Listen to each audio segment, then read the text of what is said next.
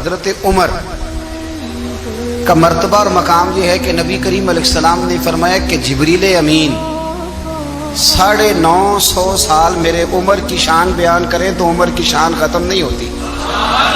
950 سال اگر حضرت جبریل بھی بیان کریں تو یہ مقام ہے سیدنا فاروق اعظم کا۔ نبی کریم صلی اللہ تعالی علیہ وسلم نے فرمایا کہ میں نے خواب دیکھا ہے، کچھ لوگوں کو میں نے قمیضیں پہنے ہوئے دیکھا، کچھ کی قمیضیں ناف تک تھیں، کچھ کی پیٹ تک تھیں اور کچھ کی گھٹنوں تک تھیں۔ عمر میں نے تمہیں بھی دیکھا ہے، تمہاری قمیض تو پیروں سے ٹکرا رہی تھی۔ تو حضرت عمر کہنے لگے حضور خواب کوئی دیکھتا ہے، تعبیر کوئی بتاتا ہے، پر یہاں کمال یہ ہے کہ خواب بھی آپ نے بتایا ہے، تعبیر بھی آپ ہی بتائیں گے۔ حضور پھر بتا دیں اس خواب کی تعبیر کیا ہے؟ تو حضور نے فرمایا تعبیر یہ ہے کہ کسی کا دین ناف تک، کسی کا گھٹنوں تک، کسی کا پیٹ تک، اور عمر تو سارا ہی دین میں لپٹا ہوا ہے، تو سارا ہی دیندار ہے، سارا ہی۔ حضرت عمر فاروق رضی اللہ تعالیٰ عنہ آئیڈیل ہیں، ایک ہیرو ہیں۔ حضرت عمر فاروق کی زندگی میں جو چیز آپ کو بہت زیادہ ملے گی نا وہ یہ ہے کہ آپ نے جتنا کڑا احتساب محاسبہ باہر والوں کا کیا ہے نا، اس سے زیادہ بڑھ کے اپنا اور اپنے گھر والوں کا کیا ہے۔ تو حضرت عمر کے بیٹا گزر رہا تھا تو حضرت ابو موسیٰ اشعری کہتے ہیں میں نے صفائی کی تو 1 دینار نکلا، تو میں نے وہ 1 دینار نا حضرت عمر کے بیٹے کو دے دیا۔ میں نے کہا لو بیٹا اپنے چچا کی طرف سے تحفہ۔ تو گھر جا کے انہوں نے حضرت عمر کو بتایا کہ چچا نے پیسے دیے ہیں، چھوٹے بچے تھے۔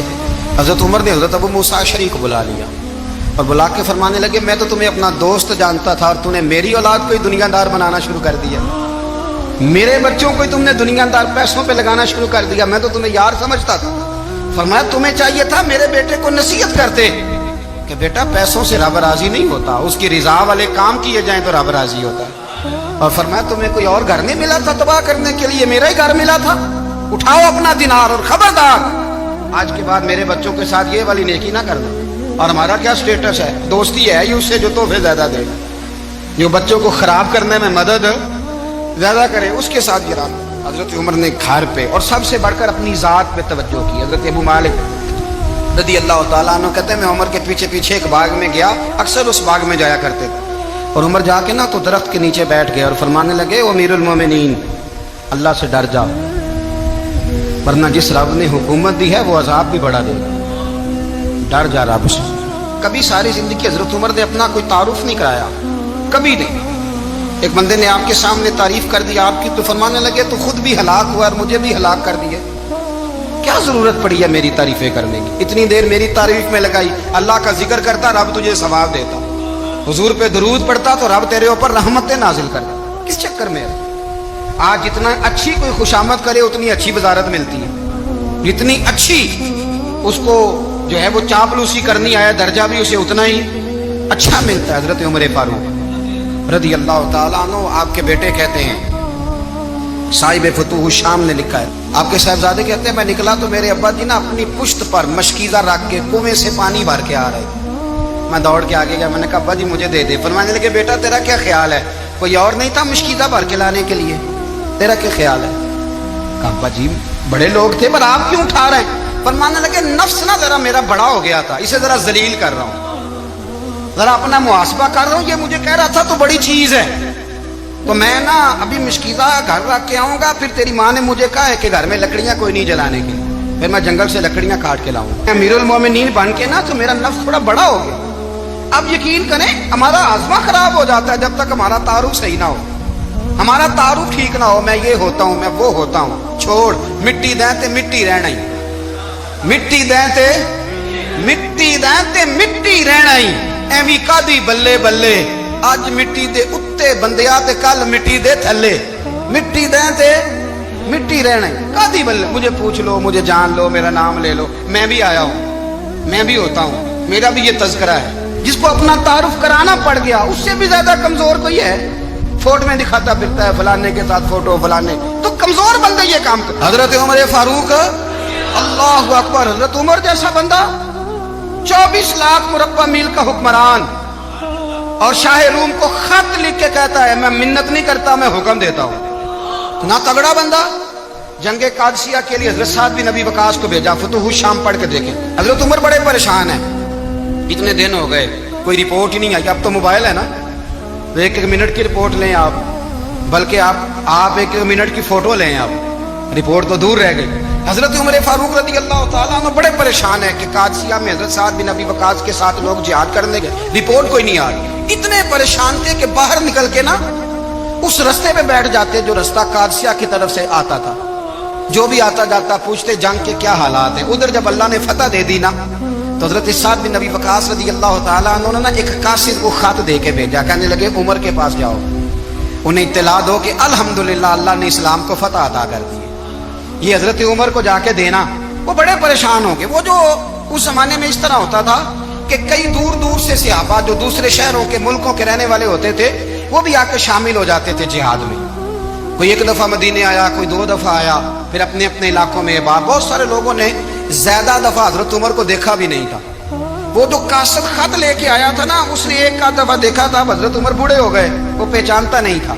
उधर से वो खत लेके आ गया। हजरत उमर मदीने से बाहर निकल के उस रोड पे बैठे थे जो कादसिया से आता था। जब वो उस आदमी को आते देखा तो हजरत उमर उठ के खड़े हो गए, फरमाने लगे कादसिया से आ रहे हो? वो क्या कहता है? फटे पुराने कपड़े, टूटे हुए जूते, सर पे पुरानी पगड़ी। कहने लगे गुलाम मदीने के रहने वाले हो? हजरत उमर कहने लगे हाँ मदीने का हूँ। कहा मैं कादसिया से आया हूँ, अल्हम्दुलिल्लाह अल्लाह ने इस्लाम को फतह दे दी है, अल्हम्दुलिल्लाह कुफर की कमर टूट गई है। उसने ये बात करके तो घोड़े को एड़ी लगाई, घोड़ा दौड़ने लगा मदीने के। हजरत उमर भी साथ साथ दौड़ रहे हैं। फरमाने लगे अच्छा बताओ खालिद बिन वलीद का क्या हाल है? थोड़ा आगे जाके फरमाने लगे उसामा बिन जैद कैसे है? वो कहते ठीक है। फिर उसने और घोड़ा, उमर साथ साथ दौड़ रहे हैं, साथ साथ। 24 लाख मुरब्बा मील का हुक्मरान, एक जूता पैर से निकल गया, उमर दौड़ रहे हैं। आगे जाके पूछते हैं साद बिन नबी वकास का क्या हाल है? तो हुजूर वो भी ठीक है। कितने लोग मेरे शहीद हो गए मुसलमानों में से? कहने लगा सही गिनती का नहीं पता। ये लफ्ज अदा होते होते मदीने की सरहद आ गई। लोगों ने उमर को घोड़े के साथ दौड़ते देखा तो कहा अमीरुल मोमिनीन क्यों दौड़ रहे हैं? वो गुलाम छलांग लगा के नीचे आया, कदमों में बैठ गया। कहने लगा हुजूर आपने बताया ही नहीं आप अमीरुल मोमिनीन है। आप फरमाने लगे क्या बताता? मैं तो ऊंट चलाने वाले का पुत्र हूं, क्या बताता? वो उमर हूं जिसने अपने गुनाहों का हिसाब देना है, क्या बताता? जो साद बिन नबी वकास को जिहाद पे भेज के खुद बुज़दिलों की तरह घर में बैठा है, क्या बताता? कोई हैसियत नहीं, कोई तार। तूने अच्छा किया, तू तो मुजाहिद था, मुझे साथ साथ दौड़ाया, तूने अच्छा किया। इतने लोग थे चीखे मार के रोने लगे। हजरत फारूक आजम से कहने लगे उमर जब तक तेरे जलवे रहेंगे अल्लाह कामयाबियां ही अता फरमाएगा, जब तक तेरा रंग रहेगा अल्लाह ताला नवाजता ही रहेगा। कुछ नहीं, कभी अपना आप जाहिर ही नहीं किया।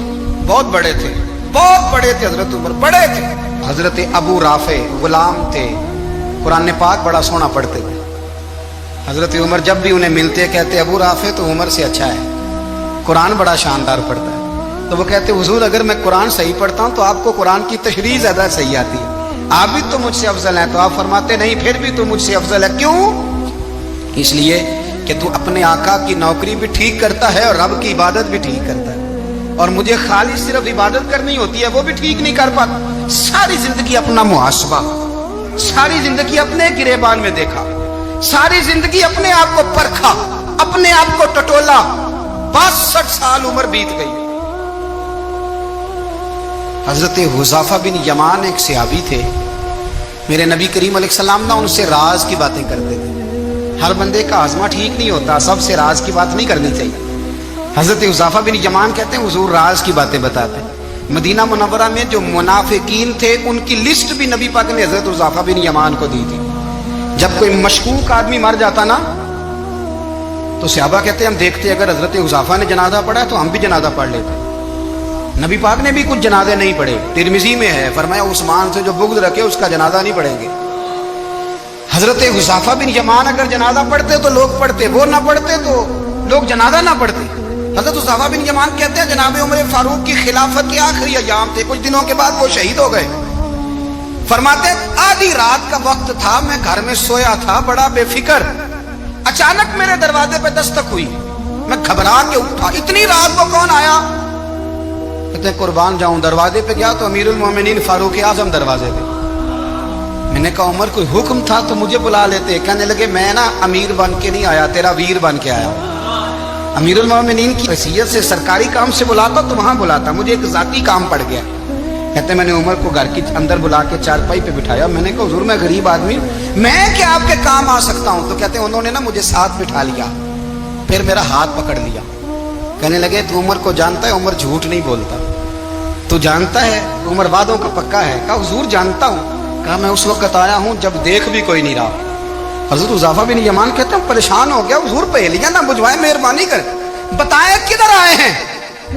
हज़रत उमर फारूक फरमाने लगे 62 साल का हो गया हूं, 63 में चल रहा है, दाढ़ी सफेद हो गई है, फल पक गया, उठ फरीदा सुत्या, दाढ़ी आ गई पूर, अग्गा नेड़े आ गई, पिछा रह गई दूर। अब ना अब कब्र अशर का मामला साफ नजर आने लगा है। कहा हुजूर मुझसे क्या चाहते हैं? हज़रत उमर रो पड़े। कहने लगे आज मैं इशा के बाद निकला हूं तो नबी पाक के सहाबा मुझे नेक कह रहे थे, फिर मैंने बच्चों की माँ से और बच्चों से भी पूछा है, वो भी मुझसे राजी हैं। पर हुज़ैफा तेरे साथ नबी पाक राज की बातें करते थे, सच बता कहीं उमर का नाम मुनाफिकों में शामिल तो नहीं? सच बताओ उन मुनाफिकीन में तो शामिल नहीं, कहीं ऊपर ऊपर से तो नहीं सारा कुछ? हज़रत हुज़ैफा बिन यमान कहते हैं मैं बाप के मरने पे इतना नहीं रोया जितना उमर के सवाल पे रोया। मैं कदमों में बैठ गया, मैंने कहा नहीं उमर ये तो मैंने नहीं सुना, लेकिन ये मैंने नबी पाक से जरूर सुना है कि मेरे बाद अगर कोई नबी होता तो उमर इब्ने खत्ताब होता।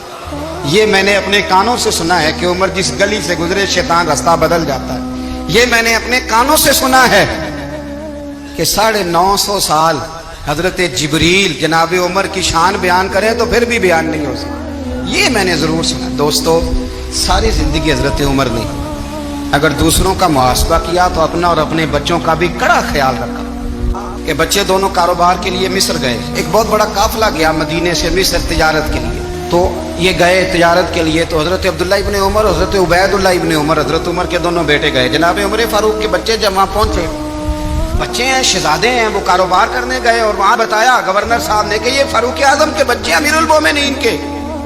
लोगों ने उनसे ज्यादा माल खरीदा, तिजारत में ज्यादा नफा हुआ। जाहिर है कि वो आपके जो अल्लाह खैर करे हुक्मरान है, उनके कारोबार कितने मुल्कों में है, किस बुनियाद पर है?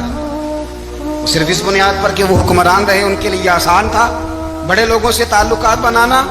हजरत उमर फारूक रज़ियल्लाहु ताला अन्हु के बच्चे ढेरों माल कमा के जब वापस आए ना, तो हजरत उमर से आके बच्चों ने बतौर मोहब्बत का अब्बा जी अल्लाह ने बड़ा ही फजल किया है, बड़ा माल कमाया अल्हम्दुलिल्लाह, ये देखें कितना नवाजा है। तो हजरत उमर कहने लगे सारे काफिले ने इतना ही कमाया? सारे काफिले ने इतना ही कमाया? तो हुजूर नहीं, सारे काफिले ने इतना नहीं कमाया, सबको इतना नहीं मिला। वो तो वहाँ गवर्नर साहब ने लोगों को तारुफ कराया था कि ये उमर के बच्चे हैं, तो लोगों ने फिर हमसे बड़ा ही खरीदा। तो हज़रत उमर फरमाने लगे ठीक हो गया, मैं बात समझ गया, इस तरह करो जो तुम्हारी असल जर थी ना, जो राज थी, वो रख लो और बाकी सारा माल माले खजाना में जमा करा दो, इसलिए कि ये तुमने तजारत नहीं की, ये तुमने अपने बाप का नाम बेचा है, ये तुमने अमीरुल मोमिनीन के बेटे होने का फायदा उठाया है। फरमाया ये तुम्हारा नहीं हक, ये मुसलमानों का है, इसलिए कि ये माल तुमने मेहनत से नहीं कमाया, ये बाप की कुर्सी का फायदा उठाया है। और फरमाया अगर तुमने माल जमा ना कराया तो मैं माल भी ले लूंगा जबरदस्ती और कोड़े भी मारूंगा, डबल सलाह दूंगा, मर्जी से जमा कराओगे तो कोड़ों से बच जाओगे। बड़े बेटे ने तो जमा करा दिया, तो छोटा थोड़ा परेशान हुआ। तो हज़रत अब्दुल्लाह इब्ने उमर छोटे भाई का माथा चूम के कहने लगे बेटे चुप करके जमा करा, यहाँ भी फख्र करके हम उमर के बेटे हैं और कयामत में भी फख्र करेंगे कि हम फारूक आजम के बेटे हैं। यहाँ भी नाज करेंगे और वहां भी नाज करेंगे कि उमर के बच्चे हैं। हमारे बाप ने खुद भी हलाल ही खाया है और जब हमारी कमाने की बारी आई है तो हमें हुक्म भी हलाल खाने का दिया। भाई हमारा मिजाज नहीं। मुल्क शाम से और ईरान से कुछ लोग आपकी खिदमत में आए, तो वहां से कुछ कनीजें भी आई, उनके बादशाह का पैगाम लेके। शाह ईरान की कनीज को मलका ने कहा कि ना हजरत उमर की जौजा को देख के आना जरा किस तरह की है। हमारे मुल्क में क्या कहते हैं खतून अव्वल, बाकी सारे दो में खतून अव्वल, जरा खतून अव्वल को देख के आना। तो वो जब आई ना घर में मिलने, تو کہا کہ مجھے میری ملکہ نے کہا تھا کہ عمر کی زوجہ سے اہلیہ سے ملاقات کر کے آنا. تو حضرت عمر کی اہلیہ نے نا ایک جوڑا کپڑوں کا دے دیا ملکہ کے لیے اور ایک خوشبو کی شیشی دے دی. اب جب وہ تحفے وہاں گئے تو اس ملکہ نے نا کچھ سونے کا سامان بھیجا, کچھ زیورات بھیجے, کچھ تحائف بھیجے. جب حضرت عمر کے گھر آئے نا, وہ خادم لے کے آیا, اس نے کہا جی آپ کی اہلیہ نے تحفے بھیجے تھے. تو جواب میں شاہ ایران کی بیوی نے, یہاں جس ملک کا وہ سفیر تھا, انہوں نے بھی یہ بھیجے.